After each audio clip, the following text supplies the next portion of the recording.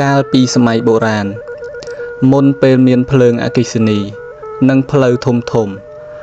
នៅក្នុងស្រុកខ្មែរមានភូមិតូចមួយស្ថិតនៅជាយព្រៃដងរែក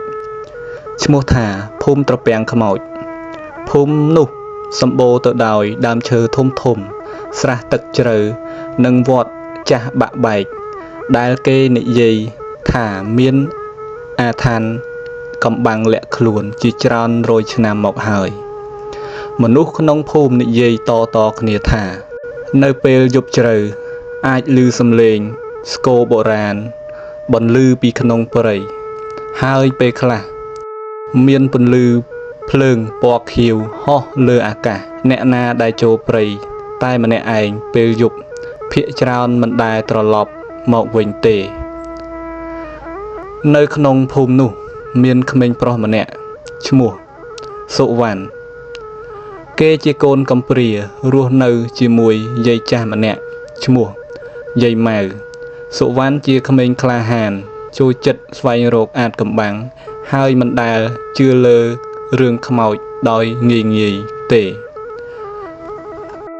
យាយម៉ៅតែងតែប្រាប់គេថាចៅអើយព្រៃនោះមិនមែនជាព្រៃធម្មតាទេនៅទីនោះមានគ្រូអាគមចាស់ម្នាក់ដែលមិនទាន់ស្លាប់គាត់កំពុងការពារអ្វីមួយដែលមនុស្សមិនគួរទៅប៉ះពាល់សុវណ្ណសើចតិចហើយឆ្លើយថាបើមានគ្រូអាគមពិតមែនខ្ញុំចង់ឃើញគាត់ម្ដងយាយម៉ៅភ្លាមនោះស្ងប់បន្តិចហើយមើលទៅព្រៃយ៉ាងភ័យខ្លាចយប់មួយពេលមានភ្លៀងធ្លាក់ខ្លាំងខ្យល់បក់កន្ត្រាក់ដំបូលផ្ទះសុវណ្ណគេងមិនលក់នៅម៉ោងជិតអាធ្រាត្រគេឮសំឡេងស្គរលាន់ចេញពីព្រៃសំឡេងនោះធ្ងន់និងយឺត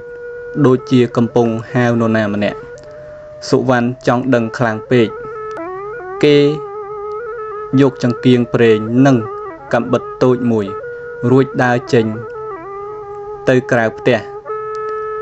យាយម៉ៅភ្ញាក់ឡើងហើយស្រែកហៅសុវណ្ណកុំទៅ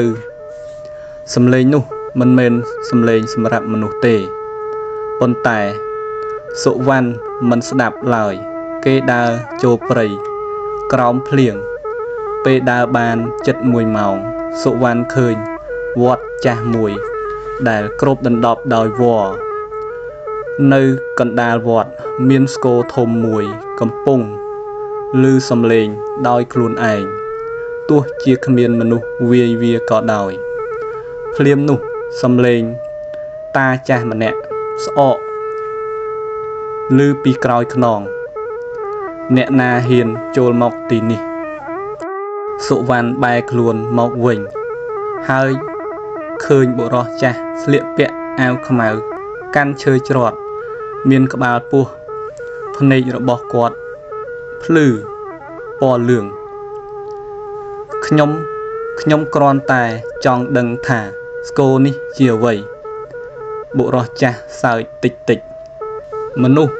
ជាច្រើនចង់ដឹងប៉ុន្តែគេមិនបានត្រឡប់ទៅវិញទេសុវណ្ណមានអារម្មណ៍ថាភ័យខ្លាចប៉ុន្តែមិនរត់លោកតាជាគ្រូអាគមមែនទេតាចាស់ម្នាក់នោះមើលគេយូរមុននិយាយថាគេហៅខ្ញុំថាជាគ្រូដាំអ្នកការពារព្រៃអាគមអង្គតកាបន្តិចក្រោយមកគ្រូដាំក៏បាននាំសុវណ្ណចូលទៅក្នុងសាលាបុរាណមួយក្រោមដីជញ្ជាំងនៅទីនោះពោពេញដោយអក្សរខ្មែរបុរាណនិងរូបចម្លាក់ចម្លែកនៅកណ្ដាលបន្ទប់មានប្រអប់ឈើខ្មៅមួយបិទដោយខ្សែស័ក្តិសិទ្ធិក្នុងប្រអប់នេះមានគម្ពីរអាគមដែលអាចហៅប្រលឹងអ្នកស្លាប់ឲ្យត្រឡប់មកវិញសុវណ្ណភ្ញាក់ផ្អើលហេតុអ្វីមិនបំផ្លាញវាចោលគ្រូដាំដកដង្ហើមវែងវាមិនអាចបំផ្លាញបានទេគម្ពីរនេះត្រូវបានសរសេរដោយអាគមចាស់ពីសម័យអង្គរ អ្នកណាបានប្រើវាអាចមានអំណាចខ្លាំងក្លាប៉ុន្តែត្រូវបាត់បង់តម្លៃដោយប្រលឹងខ្លួនឯងភ្លាមនោះសូរសំឡេងគោះទ្វារលាន់ខ្លាំងគ្រូដាំប្រែទឹកមុខភ្លាមពួកវាមកហើយទ្វារបែកខ្ទេចហើយបុរសខ្មៅ3នាក់ចូលមកពួកគេស្លៀកពាក់ខោអាវបុរាណហើយភ្នែកគ្មានពណ៌សប្រគល់កំពីមកម្នាក់ស្រែកគ្រូដាំលើកដៃសូត្រមន្តអាគមភ្លើងខៀវផ្ទុះចេញពីបាតដៃគាត់បោកទៅលើសត្រូវសុវណ្ណឃើញអ្វីៗទាំងអស់ដោយភ្ញាក់ផ្អើលនេះជាលើកដំបូងដែលគេឃើញអាគមពិតបន្ទាប់ពីការប្រយុទ្ធគ្រូដាំរងរបួសគាត់មើលទៅសុវណ្ណហើយនិយាយថាក្មេងប្រុសអ្នកមានសញ្ញានៃអ្នកស្នងអាគមខ្ញុំជាកូនអ្នកស្រែប៉ុណ្ណោះមិនមែនទេឪពុករបស់អ្នកធ្លាប់ជាសិស្សរបស់ខ្ញុំសុវណ្ណស្ងប់ភ្លាមគេមិនដែលស្គាល់ឪពុកម្ដាយខ្លួនឡើយគ្រូដាំបន្តថាឪពុកអ្នកស្លាប់ពេលការពារគម្ពីរនេះហើយថ្ងៃមួយអ្នកត្រូវជ្រើសរើសថាតើប្រើអំណាចដើម្បីការពារឬបំផ្លាញចាប់ពីថ្ងៃនោះសុវណ្ណចាប់ផ្ដើមរៀនអាគមគ្រូដាំបង្រៀនគេអំពីមន្តការពារមន្តភ្លើងនិងការស្ដាប់សំឡេងប្រលឹងរាល់យប់ពួកគេវឹកហាត់នៅក្រោមពន្លឺព្រះច័ន្ទអាគមមិនមែនសម្រាប់អំណាចទេគ្រូដាមនិយាយថាវាគឺជាការទទួលខុសត្រូវ3ខែក្រោយមកមានព្រឹត្តិការណ៍ចម្លែកកើតឡើងព្រះច័ន្ទក្លាយជាពណ៌ក្រហមហើយសត្វក្នុងព្រៃស្រែកទាំងយប់គ្រូដាមមើលមេឃដោយមុខតានតឹងគាត់កំពុងត្រឡប់មកនរណាម្ចាស់គម្ពីរដើមគ្រូអាគមខ្មៅឈ្មោះវិរៈសេដ្ឋគ្រូដាមប្រាប់ថាកាលជាច្រើនរយឆ្នាំមុនវិរៈសេដ្ឋជាគ្រូអាគមខ្លាំងបំផុតនៅអង្គរគាត់ចង់រស់អមតៈដូច្នេះបានប្រើគម្ពីរខ្មៅបូជាប្រលឹងមនុស្សរាប់ពាន់នាក់ព្រះសង្ឃនិងគ្រូអាគមជាច្រើនបានរួមគ្នាបិទប្រលឹងគាត់ក្នុងព្រៃដងរែកប៉ុន្តែឥឡូវត្រាបិទកំពុងខ្សោយថ្ងៃមួយអ្នកភូមិមកប្រាប់ថាភូមិចិត្តខាងមុខមួយបាត់មនុស្សទាំងអស់សុវណ្ណនិងគ្រូដាំចេញមកភូមិដែលនៅចិត្តខាងមុខនេះបានបាត់មនុស្សទាំងស្រុងសុវណ្ណនិងគ្រូដាំចេញដំណើរទៅពិនិត្យ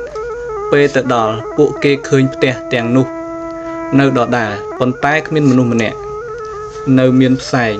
សុវណ្ណមានអារម្មណ៍ត្រជាក់ខ្លាំងភ្លាមនោះមានសំឡេងក្មេងយំពីក្នុងផ្ទះមួយពួកគេចូលទៅហើយឃើញក្មេងស្រីតូចម្នាក់លាក់ខ្លួនក្រោមគ្រែពួនខ្មោចខ្មៅពួកវាយកអ្នកភូមិទៅហើយនាងភ័យញ័រខ្លាំងគ្រូដាំសួរនាងពួកវាទៅណាក្មេងស្រីចង្អុលទៅភ្នំខាងជើងនៅពេលនោះសុវណ្ណឃើញស្រមោលមនុស្សជាច្រើនឈរនៅក្រៅផ្ទះពួកវាគ្មានមុខយប់នោះដួងប្រលឹងងងឹតវាយប្រហារលើភូមិត្រពាំងខ្មោចអ្នកភូមិស្រែករួចរត់គេចខណៈស្រមោលខ្មៅដើរឆ្លងកាត់ជញ្ជាំងរួចខ្យល់សុវណ្ណប្រើមន្តភ្លើងការពារប៉ុន្តែចំនួនសត្រូវច្រើនពេកគ្រូដាំលើកឈើច្រត់ហើយសូត្រមន្តយ៉ាងខ្លាំងដីចាប់ផ្ដើមរំជួយដើមឈើធំលិចរឹស ឡើងនិងចាប់ស្រមោលខ្មៅទាំងនោះប៉ុន្តែក្នុងចំណោមស្រមោលមានមនុស្សម្នាក់ដើរចេញមកយឺតគាត់ស្លៀកអាវសហើយមុខស្លេកដូចសាកសពគ្រូដាំអ្នករស់ទៀតឬគ្រូដាំស្រក់ញើសវីរៈសេនមេអាគមខ្មៅញញឹមអ្នកការពារគម្ពីរបានយូរគ្រប់គ្រាន់ហើយឥឡូវដល់ពេលខ្ញុំយកវាវិញក្រោយសង្គ្រាមយាយម៉ៅហៅសុវណ្ណមកជួបគាត់យកខ្សែកមាសចាស់មួយឲ្យសុវណ្ណនេះជារបស់ម្ដាយឯងសុវណ្ណភ្ញាក់ផ្អើលយាយស្គាល់ម្ដាយខ្ញុំដែរទេយាយម៉ៅយំតិចម្ដាយឯងជាអ្នកអាគមដែលនាងស្លាប់ដើម្បីបិទវីរៈសេននៅខាងក្រោយខ្សែកមានអក្សរបុរាណមួយបញ្ចេញពន្លឺគ្រូដាំឃើញហើយនិយាយថានេះគឺជាត្រាព្រះអាទិត្យអាវុធតែមួយដែលអាចបំផ្លាញវីរៈសេនបានដើម្បីបញ្ចប់វីរៈសេនពួកគេត្រូវទៅរកដាវស័ក្តិសិទ្ធិនៅប្រាសាទបុរាណមួយក្នុងព្រៃជ្រៅដំណើរនោះពោពេញដោយគ្រោះថ្នាក់ណាស់ពួកគេឆ្លងកាត់ស្រះទឹកដែលមានខ្មោចទឹកទន្លេដែលឮសំឡេងយំនិងព្រៃដែលផ្លូវផ្លាស់ទីដោយខ្លួនឯងយប់មួយសុវណ្ណយល់សុបិនឃើញម្ដាយខ្លួនបាននិយាយថាកុំឲ្យអំណាចងងឹតគ្រប់គ្រងបេះដូងឯងណាកូនពេលភ្ញាក់ឡើងគេឃើញសញ្ញាខ្មៅលិចនៅលើបាតដៃគ្រូដាំមើលហើយនិយាយថាវីរៈសេនកំពុងព្យាយាមចូលក្នុងចិត្តអ្នកបន្ទាប់ពីធ្វើដំណើរជាច្រើនថ្ងៃពួកគេទៅដល់ប្រាសាទបុរាណដែលលាក់ខ្លួនក្នុងអាប់ជញ្ជាំងប្រាសាទពោពេញទៅដោយរូបចម្លាក់អ្នកចម្បាំងនិងអក្សរខ្មែរបុរាណនៅកណ្ដាលប្រាសាទមានដាវមួយបញ្ចេញពន្លឺពណ៌មាសប៉ុន្តែសុវណ្ណដើរទៅជិតឮសំឡេងមួយឮក្នុងក្បាលគេយកអំណាចនេះអ្នកអាចរស់អមតៈស្រមោលវីរៈសេនលេចឡើងអ្នកខុសពីគ្រូដាំអ្នកមានអំណាចពិតសុវណ្ណស្ទាក់ស្ទើរគេនឹកឃើញភាពក្រីក្រការបាត់បង់និងការឈឺចាប់ក្នុងជីវិតខ្លួនប៉ុន្តែភ្លាមនោះគេនឹកឃើញពាក្យម្ដាយគេបានដកដាវចេញពីជើងទម្រង់ពន្លឺធំមួយផ្ទុះពេញប្រាសាទវីរៈសេនបើកទ្វារប្រលឹងនៅព្រៃដងរែកមេឃខ្មៅសัตว์ស្រែកហើយប្រលឹងរាប់ពាន់ឡើងពីដីអ្នកភូមិទាំងអស់រត់ទៅវត្តចាស់សុំជំនួយសុវណ្ណនិងគ្រូដាំត្រឡប់មកទាន់ពេលវីរៈសេនឈរនៅមុខទ្វាรงងឹតដ៏ធំយឺតពេលហើយការប្រយុទ្ធដ៏ធំបំផុតចាប់ផ្ដើមភ្លើងខៀវនិងពន្លឺពណ៌មាសប៉ះគ្នាលាន់ដូចគោគ្រូដាំប្រើអាគមការពារអ្នកភូមិខណៈពេលសុវណ្ណប្រយុទ្ធជាមួយវីរៈសេនអ្នកការពារអ្នកមិនអាចឈ្នះខ្ញុំបានទេវីរៈសេនស្រែកអំណាចដែលសង់លើប្រលឹងអ្នកដតីមិនអាចស្ថិតស្ថេរបានឡើយសុវណ្ណឆ្លើយវីរៈសេនវាយប្រហារដោយពន្លឺខ្មៅប៉ុន្តែសុវណ្ណប្រើត្រាព្រះអាទិត្យនិងដាវស័ក្តិសិទ្ធិពន្លឺមាសធំមួយបាញ់ឡើងលើមេឃវីរៈសេនស្រែកយ៉ាងឈឺចាប់ខណៈរាងកាយគាត់បែកជាធូលីខ្មៅទ្វារប្រលឹងច ចាប់ផ្ដើមបិទប៉ុន្តែគ្រូដាំដឹងថាត្រូវមាននរណាម្នាក់នៅខាងក្នុងដើម្បីបិទវាជារៀងរហូតសុវណ្ណនេះជាកាតព្វកិច្ចចុងក្រោយរបស់គ្រូហើយទេលោកគ្រូដាំញញឹមអ្នកគឺជាអ្នកការពារថ្មីហើយគាត់ដើរចូលក្នុងទ្វារពន្លឺផ្ទុះឡើងហើយទ្វារបិទជាស្ថាពរព្រឹកថ្ងៃបន្ទាប់ព្រៃដងរែកស្ងប់ស្ងាត់ជាលើកដំបូងក្នុងជាច្រើនរាប់រយឆ្នាំសំឡេងគោលាន់បាត់ទៅអ្នកភូមិចាប់ផ្ដើមរស់នៅដោយសុខសាន្តវិញសុវណ្ណខ្លាចជាគ្រូអាគមថ្មីនិងការពារព្រៃអន្តការរាល់យប់ព្រះច័ន្ទពេញវងគេតែងតែឈរមើលព្រៃហើយនឹកដល់គ្រូដាំពេលខ្លះខ្យល់យប់នាំសំឡេងស្គរស្រាលពីចម្ងាយហើយសុវណ្ណដឹងថាគ្រូដាំនៅតែការពារទ្វារនៅពីខាងក្នុង